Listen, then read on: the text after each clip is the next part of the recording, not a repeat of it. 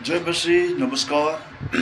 मैं कृष्ण शर्मा और इस वक्त समय हो रहा है 10 बज रहा है अभी सुबह का। और तारीख आज 14 दिसंबर 2025। आज एक विश्राम दिन है। परमेश्वर ने बाइबल में ये दिन क्यों ठहराया था इंसान के लिए, ताकि अपने शरीर को भी वो आराम दे। हर कोई इंसान, सारे विश्व के इंसान के लिए, ये किसी भी इंसान को अलग कभी नहीं किया परमेश्वर ने, क्योंकि उन्होंने एक मुट्ठी टिप लेकर इंसान को बनवाया और नाक में से जीवन की सांस फूंक दिया और कहा इंसान जीवित प्राणी हुआ। और इंसान के लिए परमेश्वर ने यहाँ तक अपने पुत्र को भी दे दिया है। फिर भी इंसान इस बात को कभी समझना नहीं चाहता। विशेष आज के दिन ईसाइयों के लिए ये जानना जरूरी था और समझना बहुत जरूरी है। अब भी अगर इस बात को बाइबल पढ़कर भी समझ नहीं पाए तो कल के दिन में कभी भी समझूंगा मत कहना, वो दिन दूर हो जाएगा। क्योंकि बाइबल में पश्चाताप का दिन अभी दिया हुआ है। परमेश्वर ने इज़ेकियल के पुस्तक में भी इतने अच्छे तरीके से कह चुके हैं और यीशु ने भी आगे आकर बहुत अच्छी तरह समझाया है। और आगे जाकर पौल पीड़ित ने भी उस वचन को ही रख दिया है, इतने अच्छी तरीके से समझाया है, सिखाया।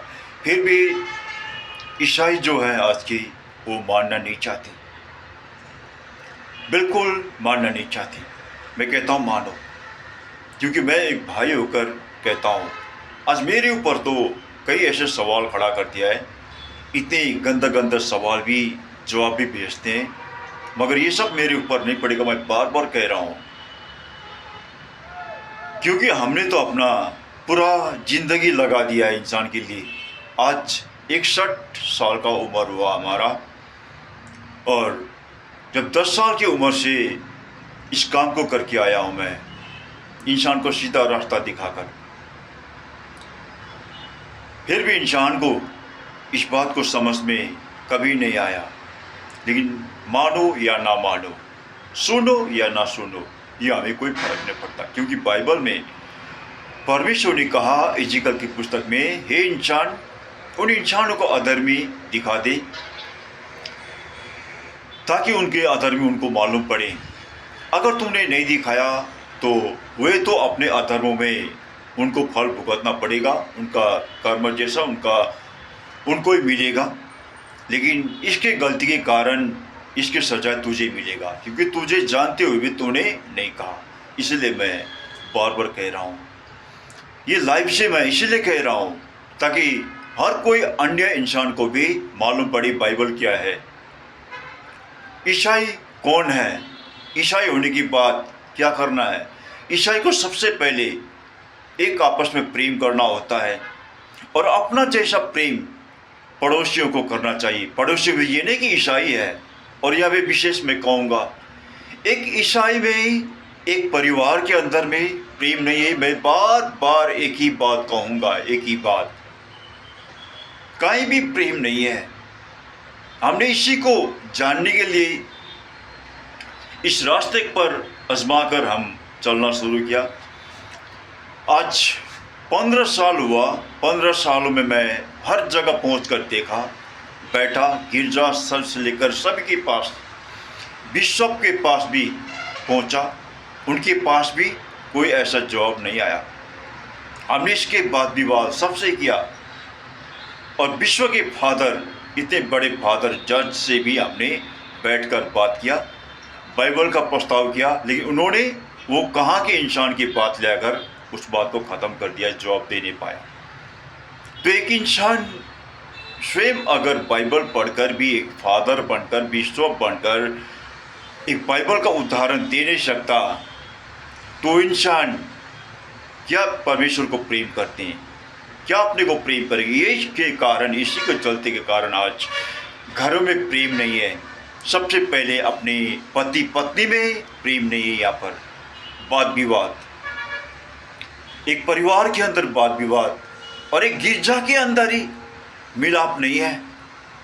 एक पुजारी में मिलाप नहीं है। अगर मिलाप होता तो आज संसार में 47,000 गिरजा का नाम है और उसका शाखाएं कितने हैं अंदाजा कोई लगा नहीं सकता। क्योंकि एक गिरजा के अंदर एक एल्डर, एक पुजारी अगर वहाँ पर वाद विवाद होता है तो उसी से अलग होकर वो एल्डर थोड़ी सी ऊपर में दूसरा अपना मंडली उसी परिवार से अलग करके सेवा करना शुरू कर देता है गिरजा।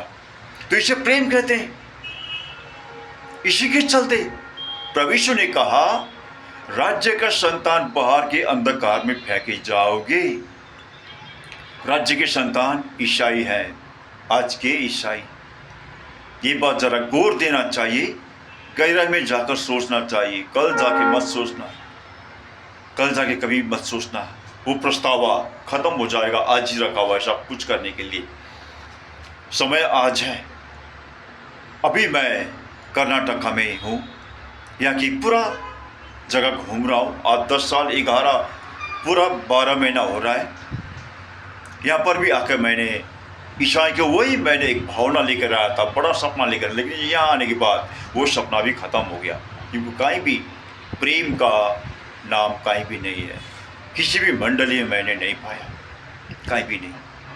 इसीलिए कहता हूँ फिर भी ईसाई को सुधारना चाहिए। बाकी जितनी भी आज विश्व मेरे लाइव देखता है, कृष्ण प्रसाद सेवा कोटि की चैनल हर कोई विश्व में देखता है, तो सभी को इस बात से सीखना चाहिए। इसलिए मैं कह रहा हूँ, कभी भी मैं ईसाई हो जाऊंगा बोलकर अपना रास्ता छोड़कर गलत रास्ते मत आजमाओ। जहाँ हो वहीं रहकर काम करना सीखो। कर्म का फल मिलता है।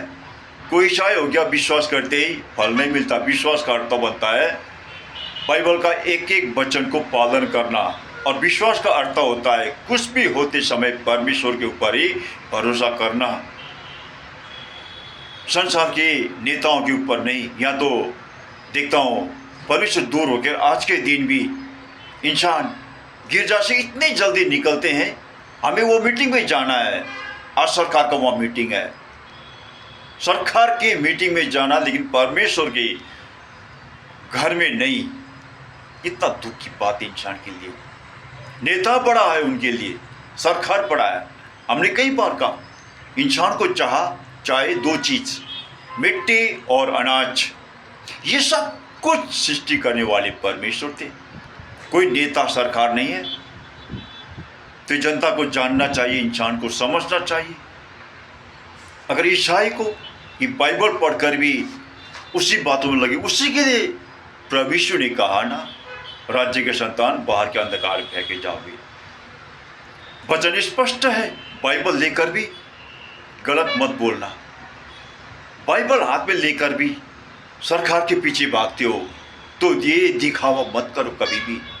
मैं एक भाई होकर कह रहा हूँ, ये आज के दिन गिरजा जाना छोड़ दो, व्यर्थ है।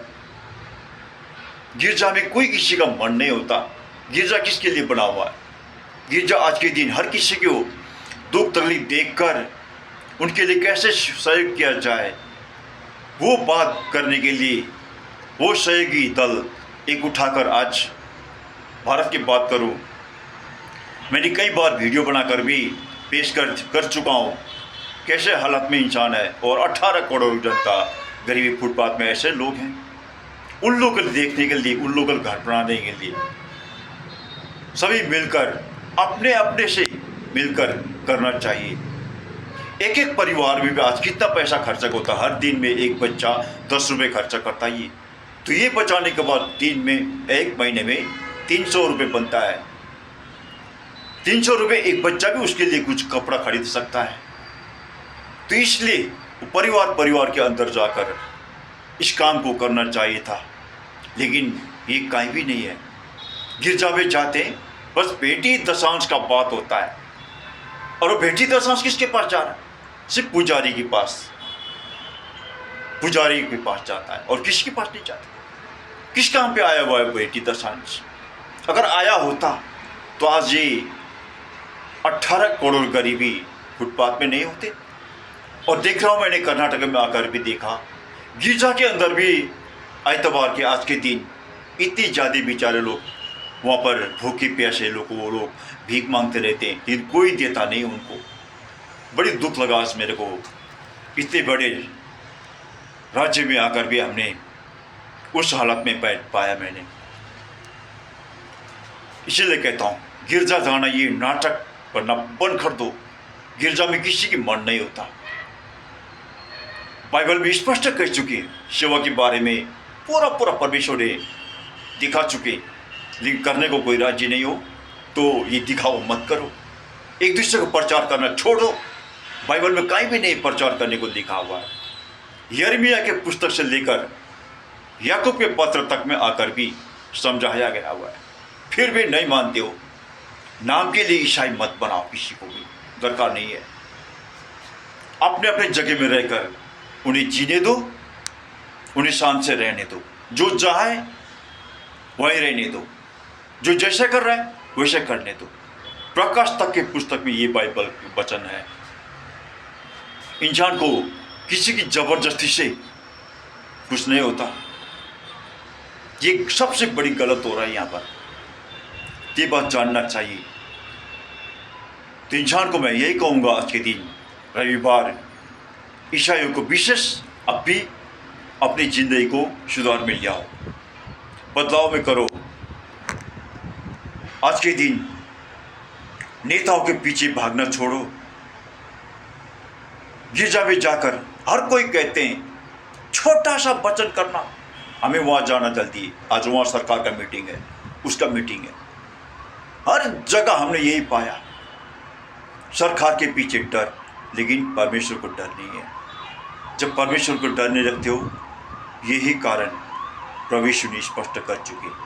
फिर भी कहता हूँ, अपनी जिंदगी को भूल गलती स्वीकार कर क्षमा मांगो, परमेश्वर अवश्य क्षमा देगी। इसी के लिए परमेश्वर ने हमें बार बार कहने को कहते हैं,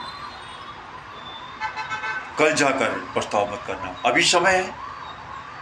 एक दूसरे के लिए भी अच्छा बनो, सबसे पहले खुद के लिए अच्छा बनो, तभी टिक पाओगे संसार में, नहीं तो कभी भी टिक नहीं पाओगे।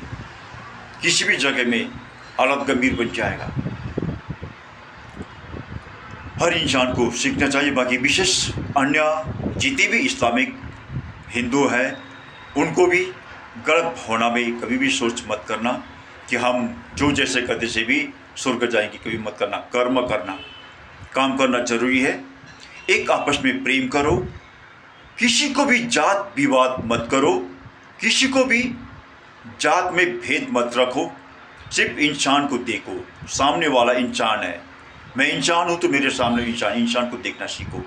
इसे पिता चाहता हूँ, परमेश्वर सभी को आशीष दे।